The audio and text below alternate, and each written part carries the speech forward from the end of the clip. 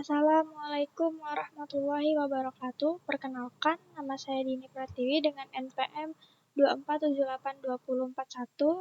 Di sini saya akan membuat video hands-on, yaitu lab 11 analisis regresi. Nah, di sini kita disuruh untuk dataset awalnya, yaitu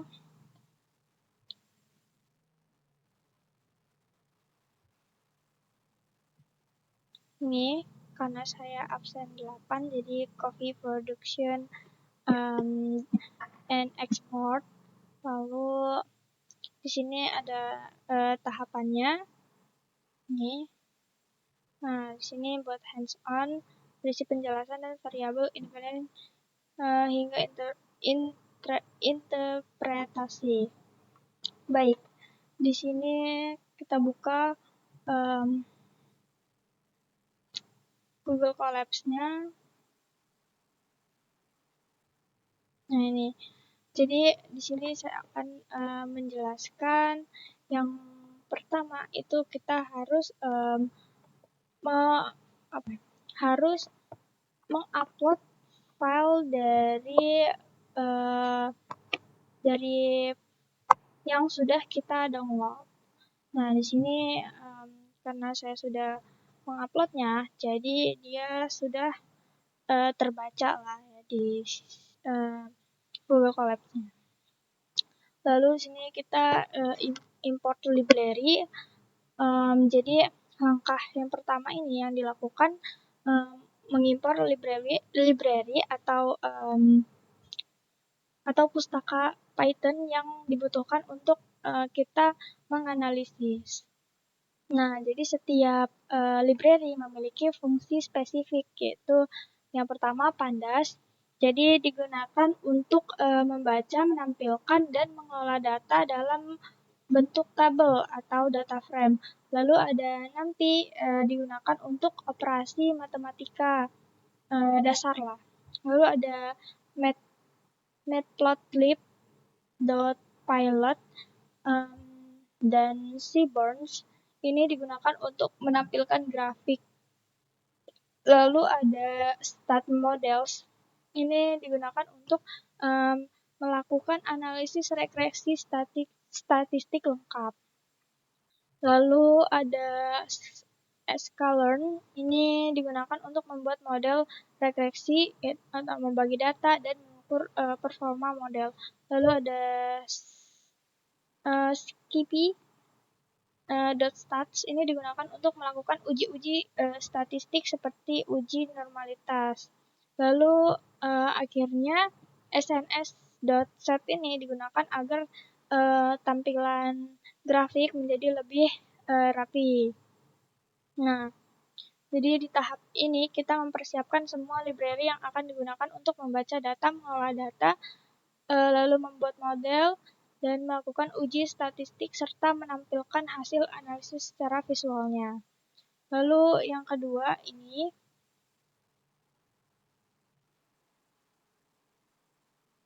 kita lihat dulu hasilnya ini. Nah. Jadi pada langkah ini dataset coffee.csv ini dimasukkan ke dalam Python menggunakan fungsi pdread. Jadi setelah data ini berhasil dibaca, nah kita menampilkan jumlah baris dan kolom menggunakan dfset. Nah, kemudian dfhit dia digunakan untuk melihat 5 baris pertama dari dataset.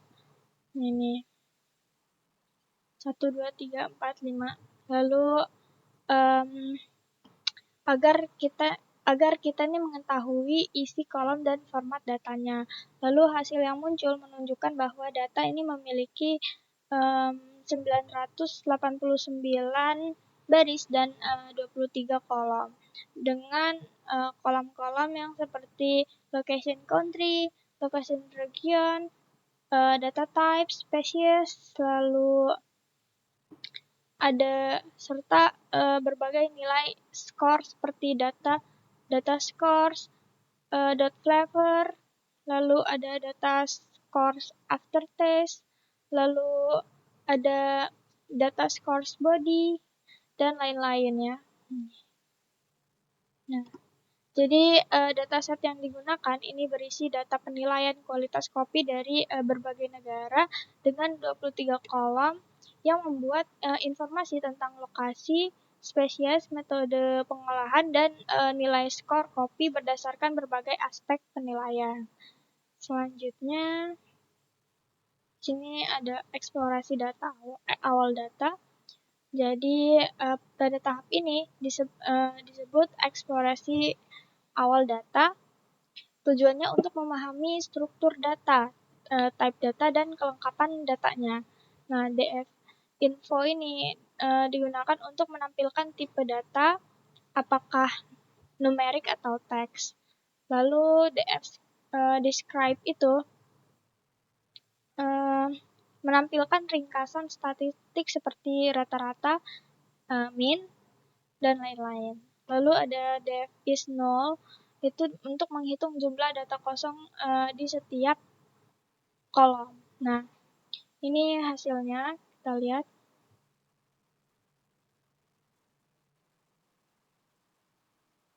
Nah, ini hasilnya. Jadi hasilnya diketahui bahwa sebagian besar kolom ini berisi data lengkap, hanya beberapa kolom seperti data type variety, lalu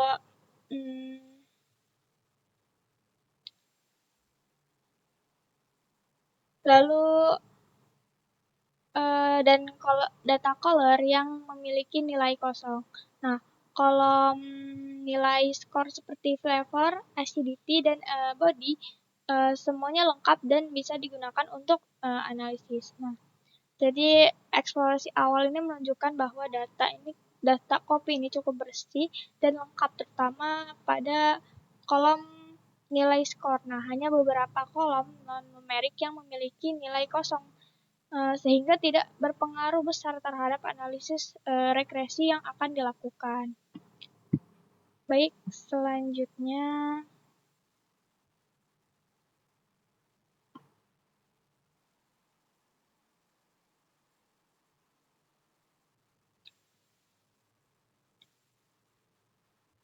ini hasil cek nama kolom dataset coffee.csv-nya. Nah, ini hasilnya. Baik, selanjutnya itu ada pemilihan variabel. Nah, ini hasilnya. Jadi pada tahap ini dilakukan identifikasi variabel untuk analisis regresi.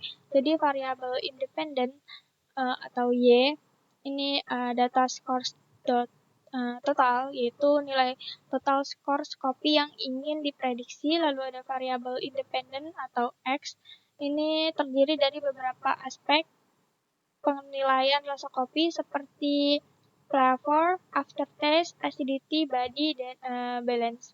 Nah, kelima variabel ini dipilih karena memiliki hubungan kuat terhadap persepsi kualitas kopi secara keseluruhan.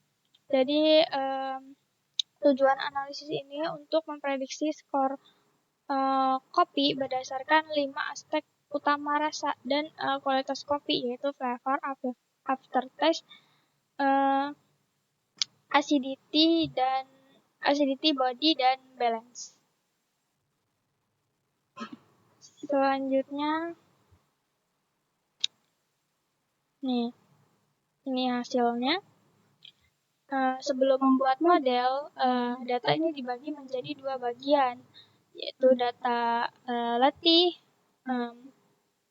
sebesar 80% dari data 791 baris, lalu ada data uji sebesar 20% dari data 198 baris.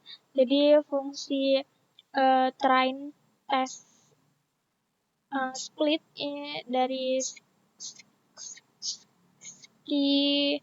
scikit-learn digunakan untuk membagi data secara acak namun tetap konsisten dengan random state 42.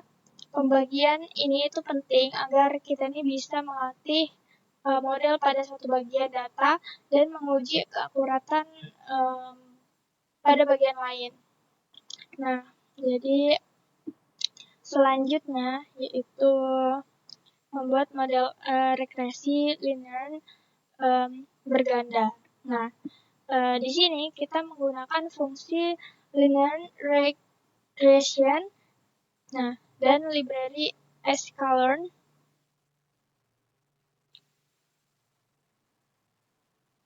Ini sklearn untuk membuat model regresi linear berganda. Jadi model ini kemudian dilatih dengan data lain menggunakan dot fit. Proses ini itu untuk menghitung intercept dan koefisien untuk setiap variabel x. Jadi hasil koefisien menunjukkan seberapa besar pengaruh setiap variabel terhadap skor total, yaitu flavor itu 3.00, lalu aftertaste itu 1.67, lalu acidity itu 1.36, body itu 0.87, balance itu 2.45. Jadi model regresi ini berhasil terbentuk setiap variabel independen memiliki koefisien positif yang artinya semakin tinggi nilai flavor, aftertaste, acidity, body, dan balance, maka semakin tinggi pula total scoring kopinya. Baik, selanjutnya yaitu evaluasi model dan analisis regresi. Jadi setelah model ini dilatih, tahap berikutnya tuh mengevaluasi kinerjanya menggunakan data uji 3 metrik. Nah, digunakan R2 atau R squared mengukur seberapa besar variasi data dijelaskan oleh model. Lalu ada MSE atau mean squared error, nilai rata-rata kesalahan kuadrat. Lalu ada RMSE atau root mean squared error. Ini akar dari MSE menunjukkan rata-rata selisih antara nilai prediksi dan nilai aktual. Nah, hasilnya R20.6947 itu model menjelaskan 69,47% variasi data. Lalu RMSE 1.49 itu rata-rata kesalahan prediksi sebesar plus kurang 1,49 poin. Selanjutnya, jadi model regresi ini memiliki tingkat akurasi yang cukup baik dengan nilai R2-nya segini, yang artinya model ini mampu menjelaskan hampir 70% variasi skor total berdasarkan variabel yang digunakan. Selanjutnya itu analisis lengkap dengan stats models. Nah, ini hasilnya.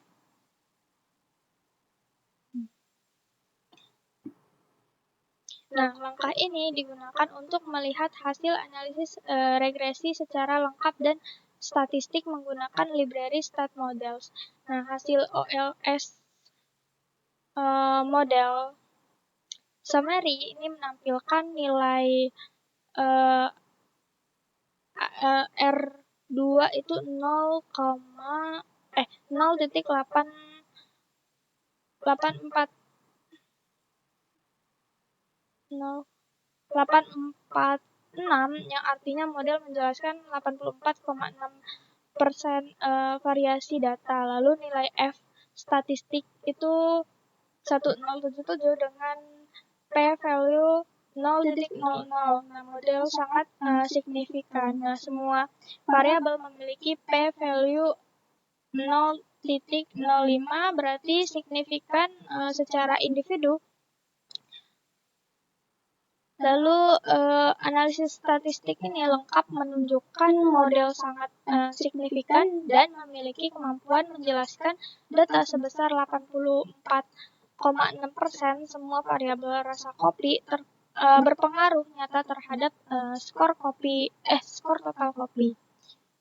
Baik, selanjutnya di sini ada korelasi antar fitur.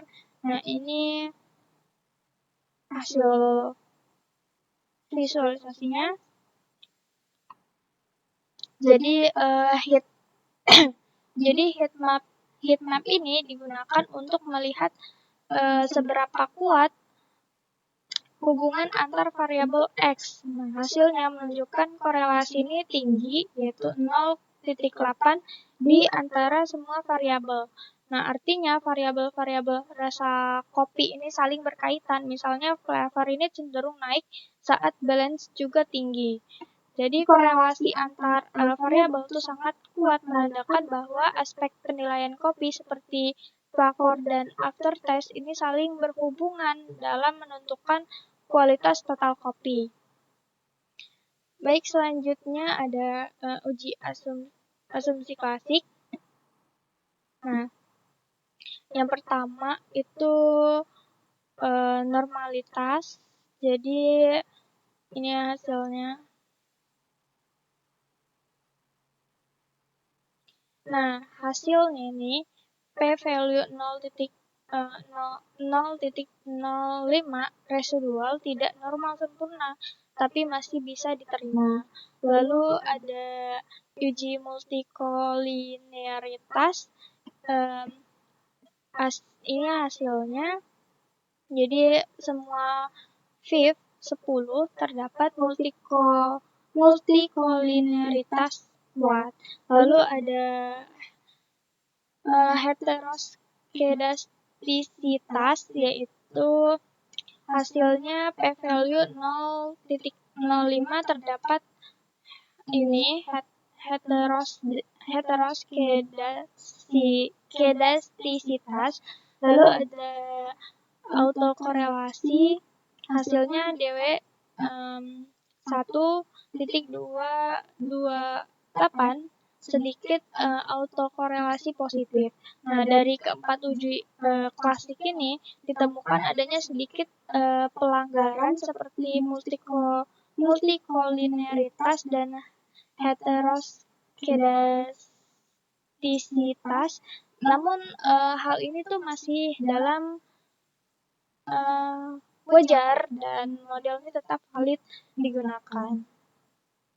Selanjutnya ada prediksi 5 periode ke depan. Ini hasilnya. Jadi tahap terakhir yaitu melakukan prediksi terhadap 5 data terakhir di dataset. Nah, model menggunakan nilai variabel X yaitu flavor, aftertaste, acidity, body, dan blends untuk memperkirakan skor total kopi. Nah, hasil prediksi menghasilkan nilai sekitar 82,90, 11,82,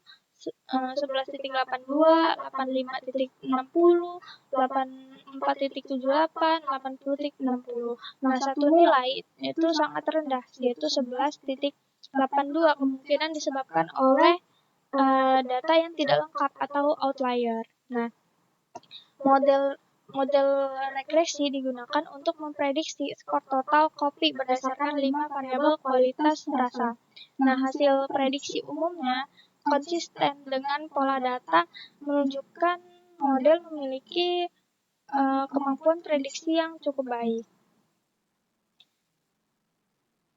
Baik, selanjutnya yaitu yang visualisasi prediksi vs aktual. Ini hasilnya. Nah, visualisasi ini menunjukkan hubungan antara nilai aktual dan nilai hasil prediksi. Jadi ini titik-titik menyebar di sekitar garis diagonal menunjukkan bahwa model ini mampu menghasilkan prediksi yang mendekati nilai sebenarnya. Semakin rapat titik-titik terhadap garis, semakin akurat model yang dibuat. Nah, baik, sekian penjelasan saya dari lab 11 ini, yaitu analisis regresi. Saya pamit undur diri. Wassalamualaikum warahmatullahi wabarakatuh.